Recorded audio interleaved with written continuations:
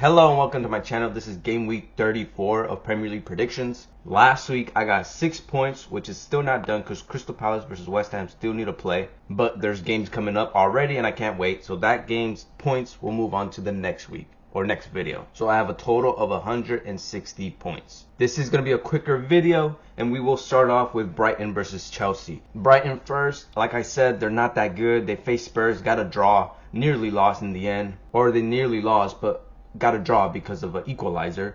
Then Mitoma and Gomez go down injured, so I don't know who they're going to have on one of the wings. They'll have Minta and then some other guy. Speaking of Minta, he had a solid game. I think he was their best player. As for Chelsea, they had majority of the chances, but again, their attackers fail them. I think the only one that had a good job was Delap, or had a good game was Delap. I think he hit the bar twice, but the rest of them, my God. Especially Garnacho, bro. Garnacho is not a football player. And they only have one win in their last 5 Premier League games. So for this matchup, I'm going for Brighton. Even though I don't believe in them, they're way better, in a better spot than Chelsea right now. And Chelsea is slowly slipping out of European spots. But I'm going to go for a 2-1 win to Brighton. Next up is Burnley versus City. Burnley, they took the lead against Forest, but in the end, it still was a loss. And they didn't make many chances for themselves. So they did good to get the goal, but they didn't make many more chances. So, I mean, deserved loss, in my opinion. And City, what a game.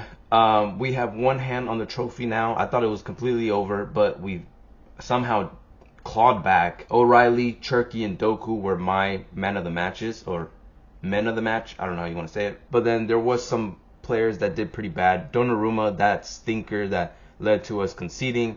And then Semenyo as well, not having a good game. But for this matchup, it is Burnley, it is City. I mean, the difference between the two teams is drastic. We should be beating them. I'm going to go for a 2-0 win to City. Next up is Bournemouth versus Leeds. Bournemouth, they had a decent game against Newcastle, and they are making a big push for conference. They are looking pretty good, probably amongst the favorites to get a European spot. And they had really good wing play. In my opinion, they were attacking Newcastle's flanks pretty well. But overall, Bournemouth, every single player is pulling their weight. And you can say the same about Leeds, in my opinion. I think they also had a good game, or at least a good first half against Wolves.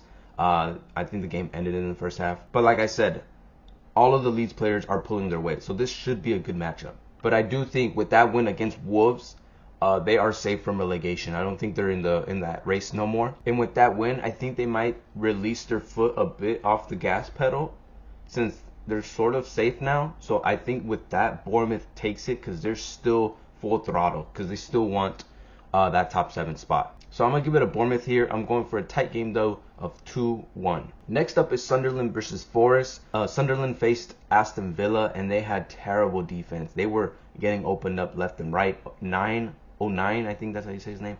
He is a liability. He is their captain, but a liability. And they also took advantage of Aston Villa mistakes defensively, especially towards the end. There was like a 20-minute stint that they were all over them. And they nearly completed the comeback as well. But Martinez had a great save, and they ended up losing the game. As for Forest, very shaky first half, in my opinion, against Burnley.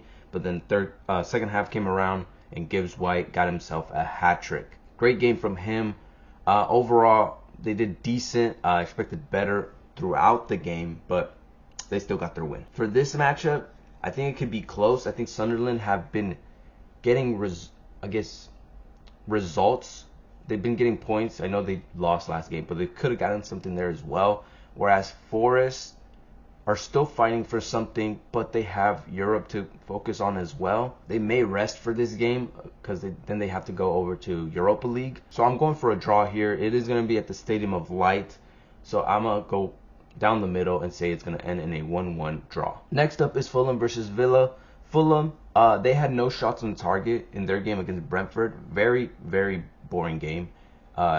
No exciting moments for Fulham in my opinion. And I think they're out of conference contention. The way they're playing, the amount of points they have, I just don't see them getting it. For Aston Villa, I think they were the better team compared to Sunderland. They did find it easy to get through the defense and get their goals, but I don't know what happened in the last couple minutes. They just Sunderland kept putting through balls, and Villa's defense kept getting broken in half. I mean, I don't know what happened there, but in the end, they got their win. And I think they're going to get their win here against Fulham as well at the Craven Cottage. I just don't trust Fulham. Villa have been getting a couple of results for themselves. I'm going for a low-scoring 1-0 win to Villa. Next up is West Ham versus Everton. West Ham, of course, haven't played yet, so I can't really talk about them. Everton, on the other hand, they played well against Liverpool in their derby. It was a pretty unlucky ending. They conceded a header in the last minute because of Virgil van Dijk. And they also get 2 injuries, Beto and Branthwaite. Beto is the one that got their goal, and then Branthwaite goes down injured. So not a great week for them. But for this matchup, since I don't know what West Ham is going to do against Crystal Palace, I'm going to assume they get the draw like I predicted. And with that, that means that West Ham still need points. They're still going to come for this one. Everton as well, they need points. So I think both teams are going to go for this one. It might be high scoring in my opinion. It's going to be at the London Stadium. There's been a couple goals scored at the London Stadium. So I'm going for another 2-2 draw, which is the exact same scoreline I predicted. I'm predicting for the West Ham Crystal Palace game. So I'm going for another 2-2 here. So next up we have Wolves versus Spurs. Now Wolves, I think they've given up. I think it was 3-0 against Leeds. Yeah, it's over. Krejci also injured, and then Angel Gomez went injured as well. They both got subbed out. It's over. And now they're facing Spurs, who had a good performance and probably the best performance they've had this year. Simmons gets a goal and assist, but in the end they choke. Danzo failing to clear the ball, and I forget who it was. Rutter putting the ball in the back of the net and shattering Spurs' hearts. But for this matchup, I think Spurs are going to finally get their win. Wolves, like I said, they've given up. They've given up, and Spurs are actually looking better under De Zerbi. The past 2 games, you can see the improvements. So I'm going to go for a Spurs win here. Maybe I'm crazy, but I'm going for a 3-1 win to Spurs. Next up is Liverpool versus Crystal Palace. Liverpool, they played better for once. I think there's a really good game, maybe because it meant something against Everton, right?